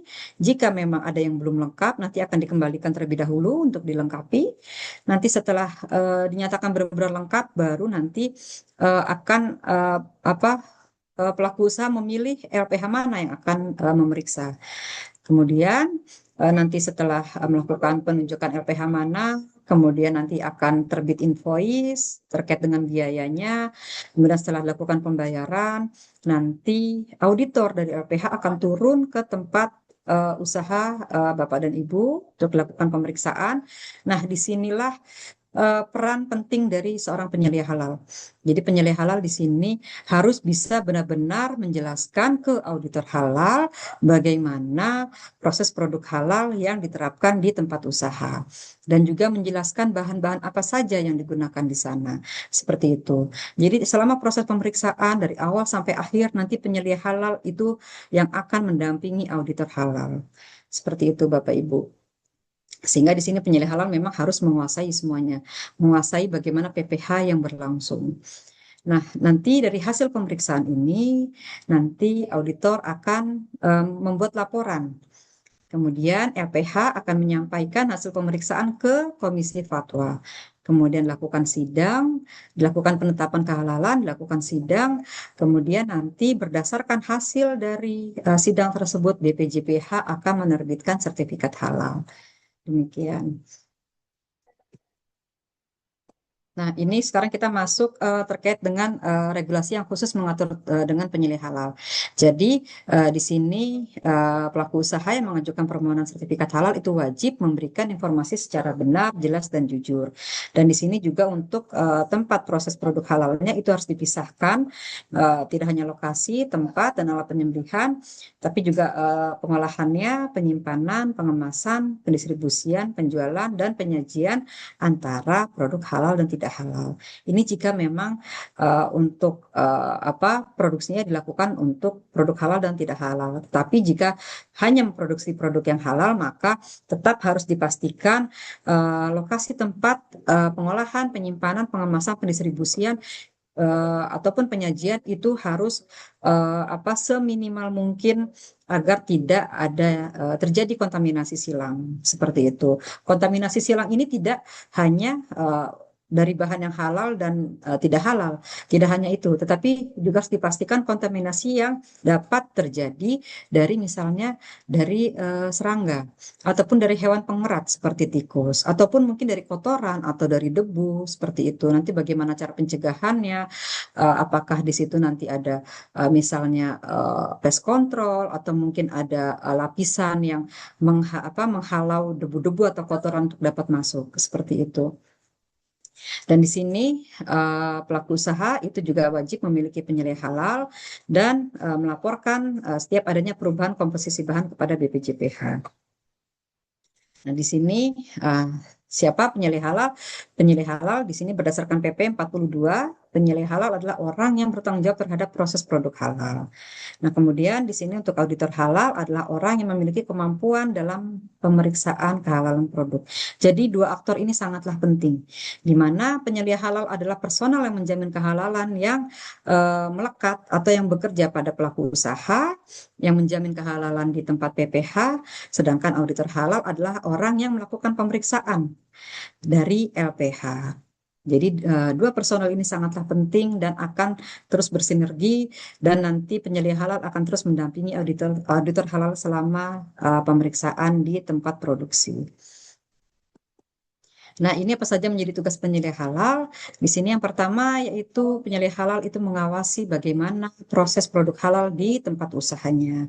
Kemudian, jika memang nanti ada kemungkinan atau ada resiko kontaminasi atau mungkin ada resiko hal-hal lainnya gitu yang dapat mempengaruhi kualitas dari kehalalan, maka di sini penyelia halal juga harus dapat menentukan tindakan apa saja yang dapat dilakukan untuk dilakukan perbaikan dan juga pencegahan seperti itu. Kemudian di sini penyelia halal juga mengordinasikan bagaimana proses produk halal. Jadi penyelia halal ini kan nanti sudah mengikuti pelatihan, sudah mendapatkan ilmu bagaimana penerapan kebijakan halal. Nah, ini nanti penyelia halal di sini dapat dapat men-share ilmunya, dapat mensosialisasikan bagaimana kebijakan halal nanti yang akan diterapkan itu mulai dari level manajemen atas hingga ke yang paling bawah. Sehingga semua produsen semua personil yang berada di tempat usaha itu semuanya memahami terkait dengan kebijakan halal. Seperti itu. Nah, kemudian selanjutnya tugas dari penyelia halal itu mendampingi auditor halal pada saat pemeriksaan. Kemudian di sini dalam hal pelaku usaha merupakan pelaku usaha mikro dan kecil secara dari skema reguler. Di sini tugas penyelia halal itu selain mengawasi PPh, menentukan tindakan perbaikan dan pencegahan, kemudian mengorganisasikan PPh, ini sama ya dengan penyelia halal dari skema reguler. Nah, di sini yang agak sedikit berbeda yaitu penyelia halal pada self declare ini itu tugasnya mendampingi pendamping PPh pada saat verifikasi.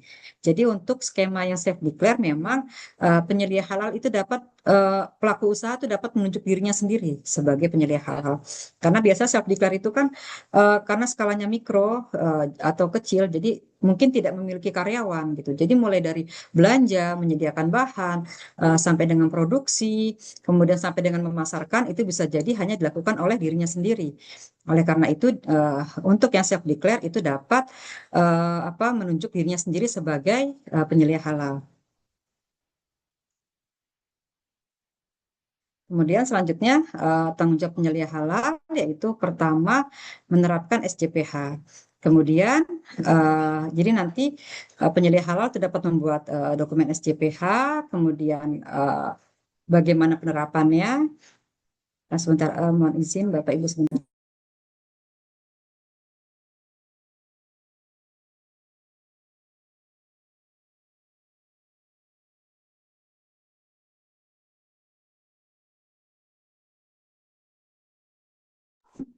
Nah, kemudian menyusun bagaimana rencana proses produk halal yang akan diterapkan, kemudian juga menerapkan manajemen risiko, pengendalian PPh.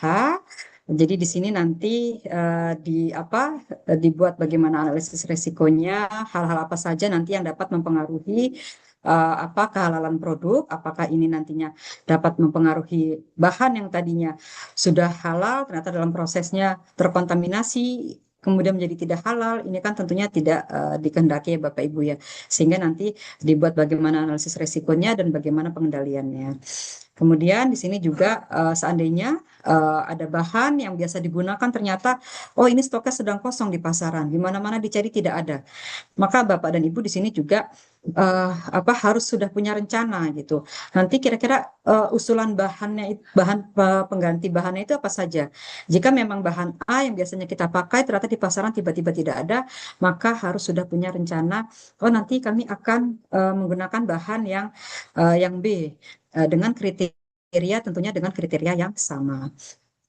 Nah, kemudian di sini juga bertanggung jawab untuk mengusulkan penghentian produksi yang tidak memenuhi ketentuan PPh jika memang nanti dalam pemeriksaan gitu atau mungkin setelah produksi nanti diketahui oh ternyata ini untuk alurnya ternyata tidak baik, tidak memenuhi ketentuan PPh. Oleh karena itu harus dilakukan penghentian seperti itu. Sehingga selain penghentian juga nanti mungkin akan ada skema terbaru memang yang lebih memenuhi bagaimana proses produksi tersebut sudah memenuhi standar dari kehalalan.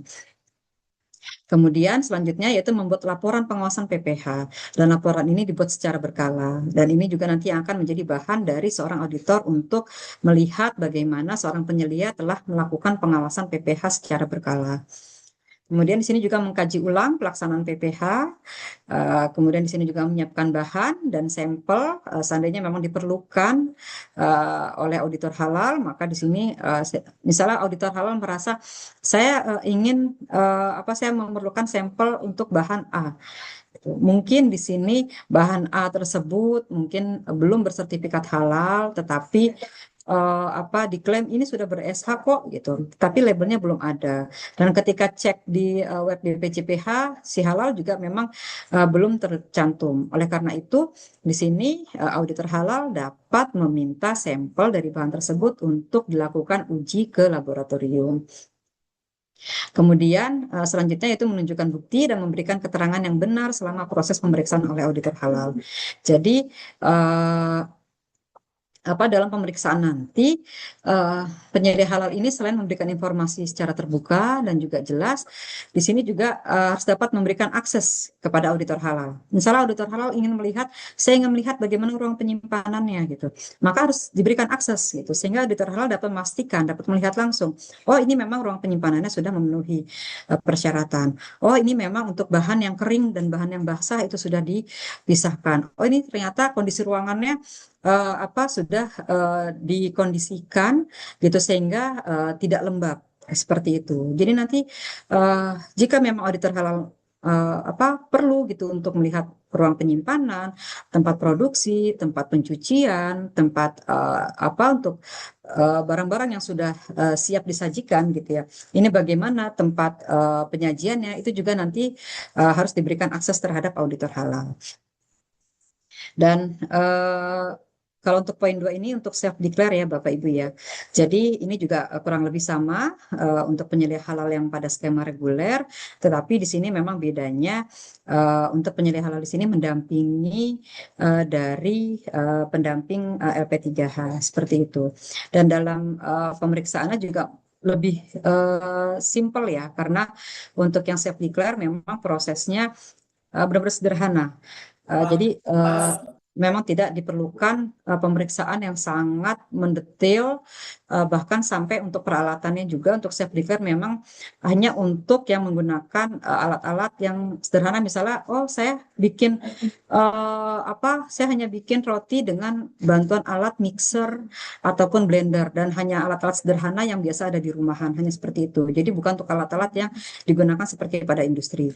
Oleh karena itu dalam pemeriksaannya di lapangan memang jauh lebih sederhana. Nah, ini terkait dengan persatuan penyelidik halal. Di sini penyelidik halal itu harus beragama Islam. Mengapa? Karena penyelidik halal ini harus memiliki wawasan dan juga memahami syariat tentang kehalalan. Jadi, mengapa kalau misalnya saya seorang non-Muslim, saya bisa kok mempelajari gitu terkait dengan standar-standar kehalalan gitu, saya bisa menerapkan gitu. Nah, tetapi di sini kami hanya ingin memastikan bahwa sebagai seorang Muslim biasanya itu lebih lebih ada keyakinan gitu dalam selain memahami, tetapi juga di sini ada keyakinan bahwa apa yang dilakukan itu memang sesuai dengan ajaran agamanya. Oleh karena itu, di sini memang seorang penyedia itu diwajibkan harus beragama Islam. Nah, kemudian terkait dengan bagaimana kemampuan penyelia halal nanti dalam melaksanakan tugasnya, maka di sini dapat dibuktikan dari adanya sertifikat pelatihan. Dan khusus untuk pelaku usaha menengah dan besar itu wajib memiliki sertifikat kompetensi penyelia halal. Nah, untuk selanjutnya di sini untuk pelaku usaha mikro dan kecil itu dapat berasal dari organisasi kemasyarakatan keagamaan Islam. Jadi misalnya mungkin pelaku usaha mikro dan kecil ini tidak mampu gitu untuk membayar seorang penyelia. Maka jika ada organisasi kemasyarakatan keagamaan Islam yang memang berkenan untuk menyediakan penyelia halal, misalnya untuk komunitas pelaku usaha dengan skala mikro, gitu mungkin punya binaan untuk pelaku usaha, maka dapat disediakan dapat berasal dari organisasi kemasyarakatan keagamaan Islam. Kemudian selain itu penyelia halal juga nanti dapat berasal dari selain dari pelaku usaha tersebut juga dapat dari instansi pemerintah dan usaha ataupun perguruan tinggi. Jadi misalnya di sini instansi pemerintah misalnya dinas-dinas. Nah, dinas ini biasanya memiliki pelaku usaha binaan di bawah mereka.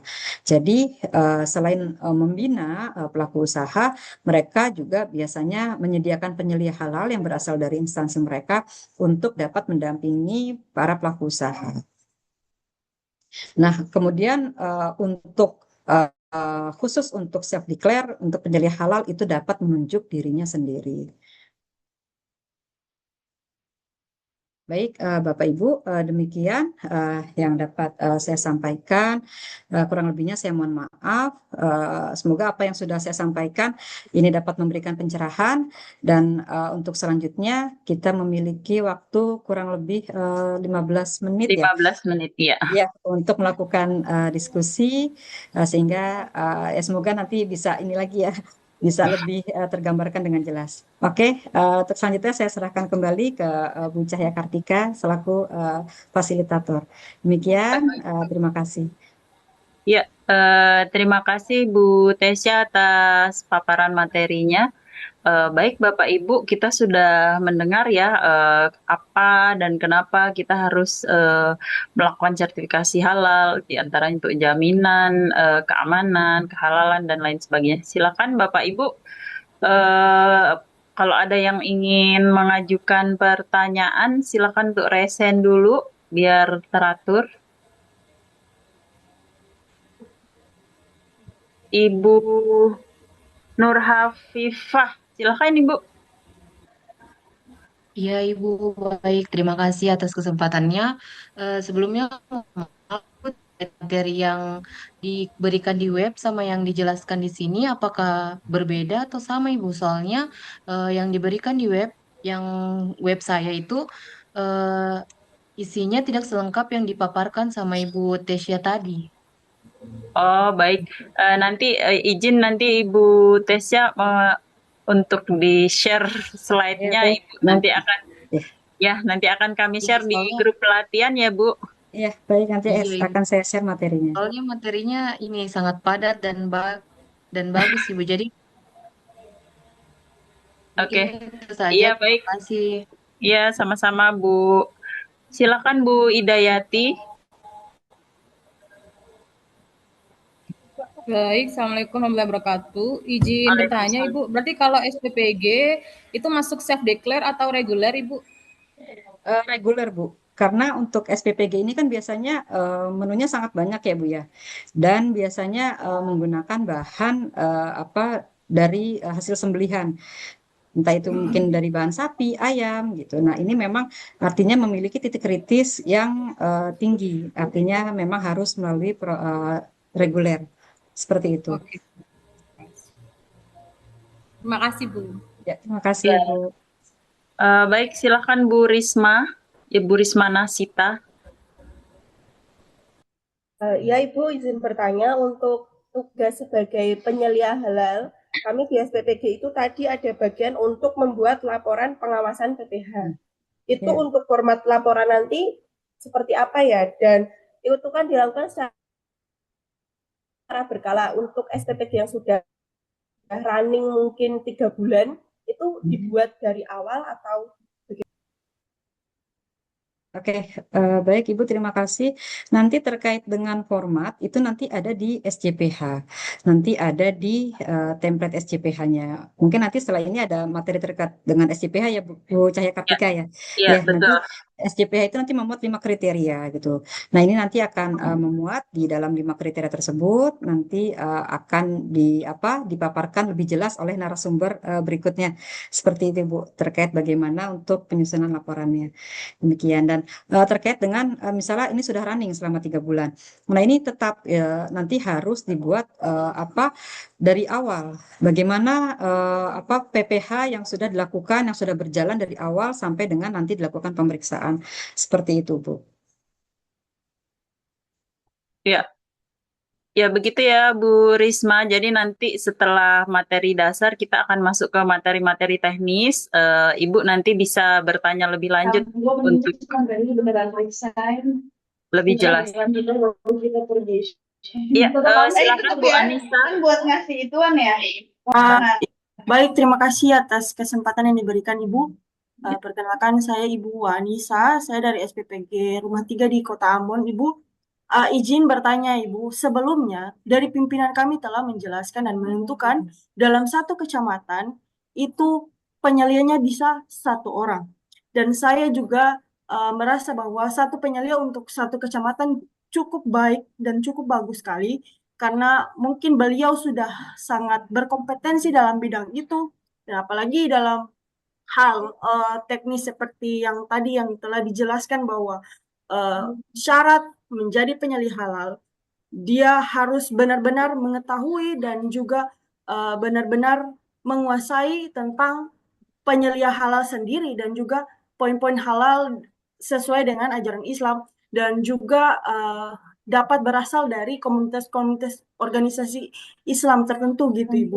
Nah, untuk hal ini yang menentukan kemudian saya kembali bertanya kepada seseorang yang menyatakan dirinya sebagai orang yang bisa mengurusi penyelia halal ini, kembali ada perubahan bahwa dalam satu SPPG, setiap SPPG dalam satu kecamatan harus ada masing-masing SPPG tersebut harus ada satu penyelia halal untuk pembuatan sertifikasi halal Ibu. Sedangkan saya sendiri sebagai calon penyelia halal dalam SPPG saya merasa mungkin belum cukup berkompetensi. Dan jikalau pelatihan ini dilakukan, akan ada resiko tidak lolos untuk penyelia halal atau kompetensi penyelia halal yang akan membuat yang harusnya tadi kami harus menghemat anggaran, mohon maaf Ibu, maka dengan hal resiko tadi kami akan terus mengajukan pelatihan penyelia halal dan resiko-resiko lainnya yang akan mungkin membuat kerugian terhadap mitra gitu Ibu. Jadi mungkin mungkin dalam hal ini mohon penjelasan terkait dengan penyelia halal yang memang berkompetensi dan mungkin tidak ada perubahan soal satu penyelia dalam satu kecamatan untuk satu masing-masing SPPG memiliki sertifikasi halal tersebut. Ibu izin, mohon maaf Ibu. Terima kasih Ibu. Ya, silakan Ibu.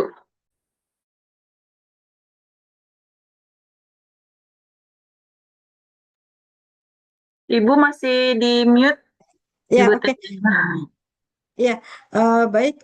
Terima kasih. Ini tadi yang ingin saya perjelas tadi dikatakan bahwa jika Ibu mengikuti pelatihan ini maka nanti akan menjadi kendala untuk memiliki apa tadi kompetensi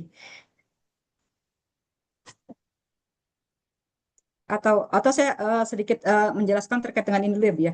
Jadi memang terkait dengan pengaturan penyelia halal di SPPG ini memang masih dinamis ya. Awalnya gitu. Memang diberikan kebijakan untuk satu penyelia halal itu dapat memegang 10 SPPG. Karena memang saat itu kan kami masih banyak melakukan penyesuaian ya gitu. Nah, tapi seiring dengan berjalannya waktu ini dirasa sepertinya tidak mungkin gitu bagaimana satu orang penyelia itu dapat mengawasi 10 dapur. Apalagi jika memang untuk lokasinya kan kami tidak tahu ya bisa jadi berjauhan gitu ataupun kalaupun berdekatan itu juga akan tetap tidak dalam kinerjanya itu karena seorang penyelia itu harus berada di tempat unit usahanya. Kalau di dalam hal ini ada SPG. Jadi harus terus mengawasi seperti itu. Bagaimana PPH yang telah diterapkan itu dapat berjalan sesuai yang sudah ditetapkan dan itu harus terus konsisten. Nah, jika dalam seorang penyelia halal itu menaungi misalnya 10 dapur, artinya kan ini seperti hal yang tidak mungkin ya gitu. Karena dalam 1 minggu saja hanya ada 7 hari. Dan ini kan artinya juga tidak mungkin dalam 24 jam itu penyelia berpindah-pindah dari satu dapur ke dapur yang lainnya. Oleh karena itu dalam seiring perjalanan waktu maka di sini kami menetapkan bahwa untuk penyelia halal itu pada satu SPPG.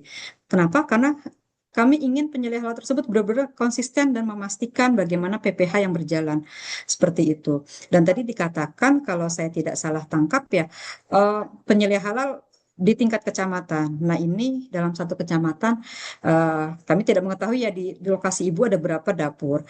Apakah yang dimaksud Ibu di sini seorang penyelia halal itu dapat menaungi dapur-dapur di kecamatan tersebut atau bagaimana gitu. Saya masih kurang terinformasi ya kalau hal tersebut. Tetapi intinya di sini seorang penyelia halal memang dituntut kehadirannya di tempat PPH dan memastikan. Oleh karena itu kami memang tidak menyarankan satu penyelia halal untuk bekerja pada beberapa dapur SPPG. Demikian, Bu. Dan jika tadi yang Ibu katakan terkait dengan sertifikat pelatihan. Nah, ini tergantung dari skala usaha atau dari SPPG. NIB-nya menyatakan, jadi nanti kan ada NIB, nomor induk berusaha, yang dikeluarkan oleh BKPM.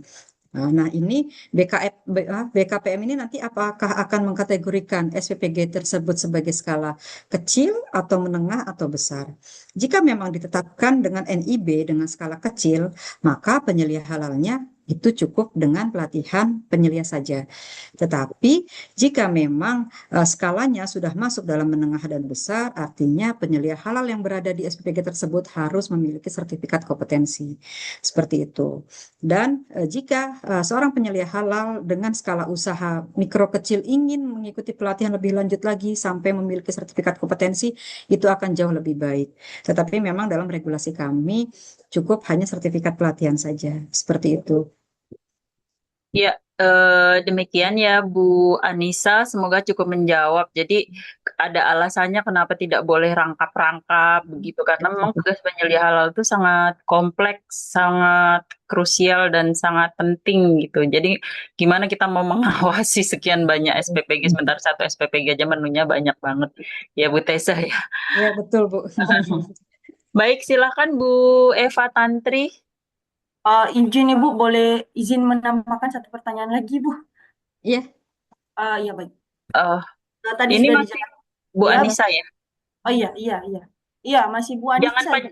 jangan panjang-panjang ya Bu, soalnya waktunya terbatas, penanyanya masih banyak. Singkat Ya, saja Bu, langsung singkat to the saja. point saja, Bu. siap. Ya. Baik, siap Ibu, siap. Terima kasih. Tadi sudah dijelaskan juga bahwa nanti akan dikembalikan, apakah nanti ditentukan bahwa apa namanya sertifikasi halal itu akan disesuaikan dengan jenis usaha, apakah mikro, menengah, atau besar. Nah, mungkin kalau yang di lain ya pelaku usaha yang lain seperti mungkin penjualan dan lain sebagainya, pedagangannya. Tapi kalau di SPPG ini, apakah uh, ada penentuan gitu yang menjelaskan kalau yang menentukan bahwa SPPG ini termasuk dalam uh, usaha mikro kecil, menengah atau besar, Ibu? Oh ya, baik, cukup Dari ya penerima Bu. manfaatnya Ya Ibu, ya Ibu, boleh cukup dilayani, cukup Bu Bu. ya. Ya Ibu, cukup ya Bu. Intinya jadi to the point aja, intinya apakah ada pengkategorian usaha kecil, menengah atau besar. Jadi SPPG itu termasuk usaha kecil ya kalau karena jadi nanti termasuk dilihat dari modal usahanya, mungkin begitu ya Bu Tessa ya. Ya, betul, Bu. Ya, karena mohon maaf ya Bu Anissa karena banyak nanti mungkin bisa ditanyakan lagi di sesi teknis ya Bu. Itu bisa masuk sesi apa namanya materi teknis juga. Ya Bu Anissa, mohon maaf. Silakan Bu Tantri, Bu Eva Tantri. Karena waktunya tinggal 12. Penanyanya masih cukup banyak. Silakan Bu Eva Tantri. Masih di mute kayaknya Bu. Belum ada suaranya.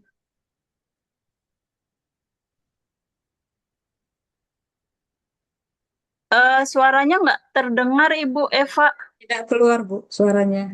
Iya.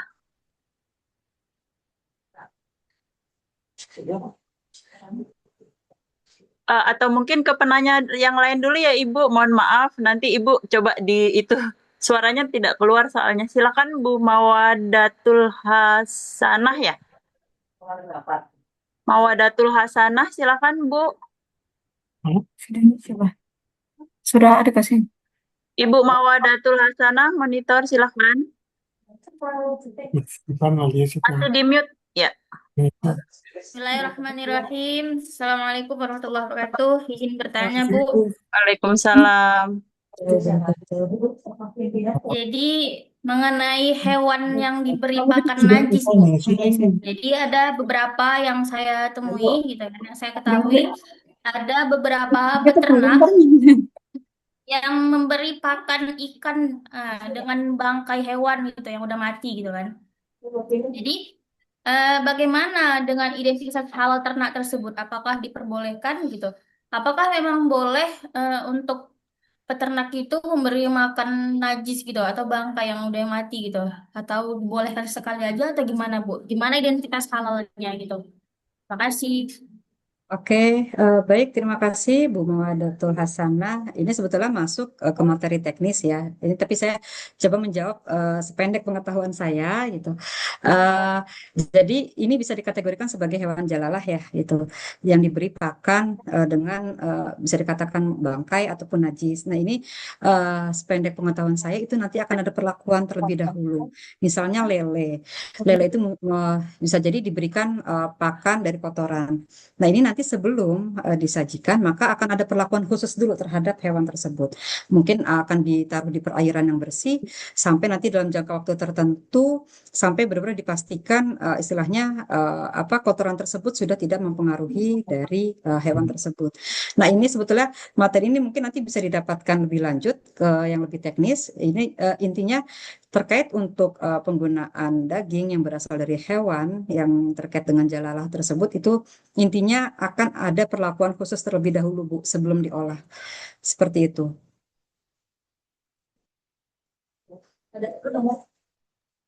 Baik, sudah cukup jelas, Bu. Itu nanti mungkin bisa ditanyakan lagi di materi fatwa halal haram ya, Betul. Bu.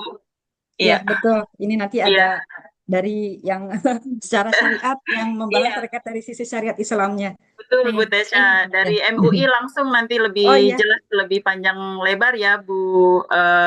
Siapa tadi Mawadatul. ya. Baik, silakan Bu Sernianti. Baik, terima kasih. Di sini yang menjadi pertanyaan saya, eh, jelaskan perbedaan sertifikasi halal Indonesia, Malaysia, dan MUI sebelum 2019 versus BPJPH yang sekarang.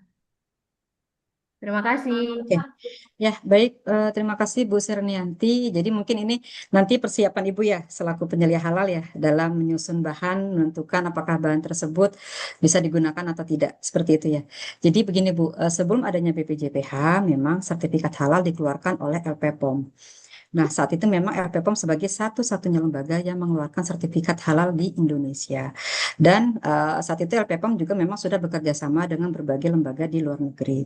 Namun saat ini telah hadir pemerintah gitu.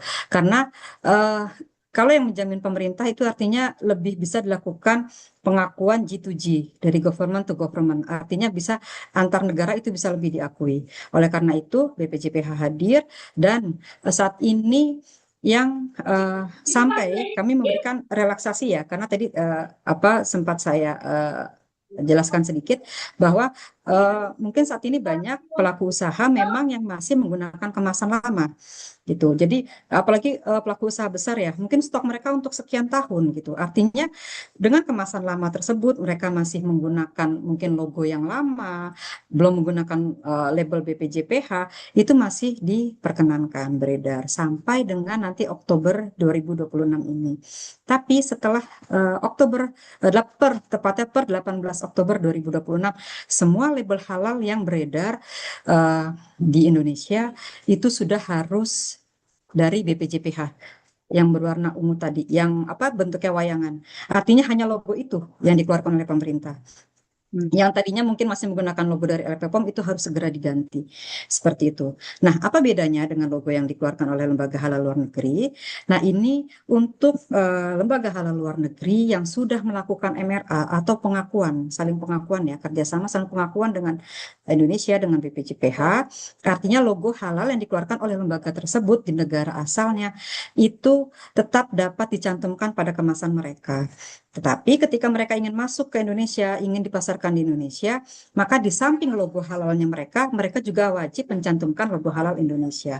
Nah, di sini bedanya logo halal Indonesia yang kalau dikeluarkan oleh lembaga pemeriksa halal Indonesia, maka nomor ID yang di bawahnya tulisan halal Indonesia ada nomor ID sekitar 17 digit. Itu adalah nomor apa ID itu kan Indonesia. ID itu artinya adalah dikeluarkan oleh LPH Indonesia.